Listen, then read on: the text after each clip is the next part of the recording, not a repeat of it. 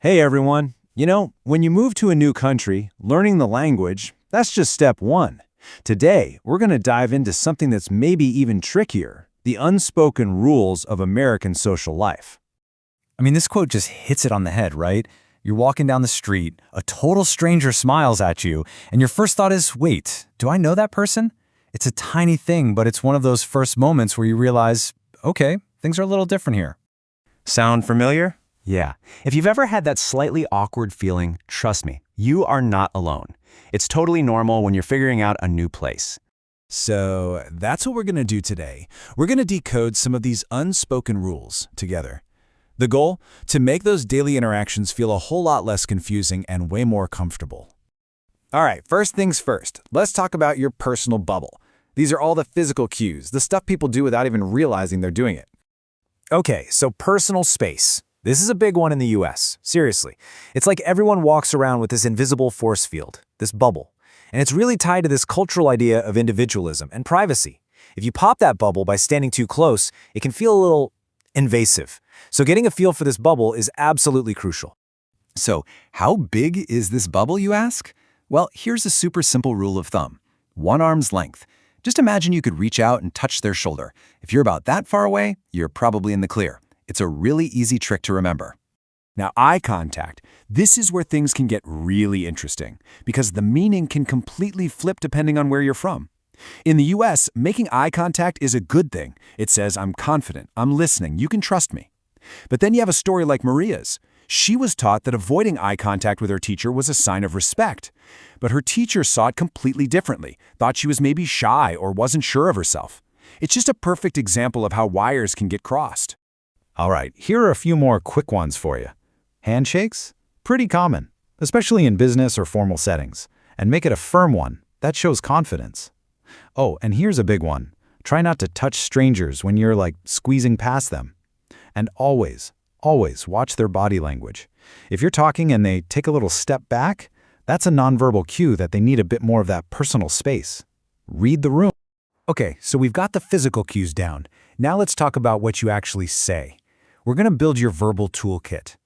Having these phrases ready to go can make everything so much easier. I call these the 3 magic words. Excuse me, please, and thank you. Seriously, they're essential. Take Ivan's story for example. He walked up and said, "Give me a hamburger." Now, did he get the hamburger? Yes, but it sounds really demanding, right? Just by adding please and thank you, you completely change the vibe. It goes from an order to a polite request. And here's the other side of that coin. Don't forget the reply. If someone says thank you to you, the standard response is you're welcome.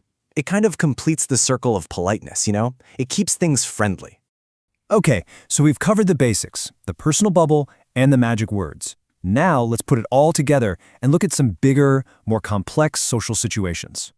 And this story from Sam is so relatable. He felt like conversations in the US were kind of flat. He was used to this high-energy style where people talk over each other, and interrupting actually means you're super engaged and excited. But he quickly realized that in the US, that approach, well, it didn't quite work the same way. And this really gets to a core difference in communication styles. American conversations tend to be very individualistic. Think of it like a tennis match. I hit the ball, then I wait for you to hit it back. It's all about taking turns. But in a lot of collectivist cultures, it's more like a big jam session, right? Everyone is jumping in, playing together. And like Sam figured out, one isn't better than the other. They're just totally different rhythms. Okay, let's run through a few other really key social rules. Punctuality, super important. Being on time shows you respect the other person's time. Tipping, this isn't really optional. You should plan on 15 to 20% at restaurants because for many service workers, that's a huge part of their actual income. Small talk. When someone asks, how are you? They're not usually looking for your life story. A quick, good, how are you? Is the expected back and forth. And finally, privacy. Steer clear of asking people about their age, how much money they make, or their relationship status. Those are generally considered private topics. Look, everybody gets it wrong sometimes when they're learning the ropes. It's totally fine. So let's do a quick troubleshooting guide for some of the most common mix-ups so you can sidestep those awkward moments. So, mix-up number 1, standing too close. This brings us right back to that personal bubble.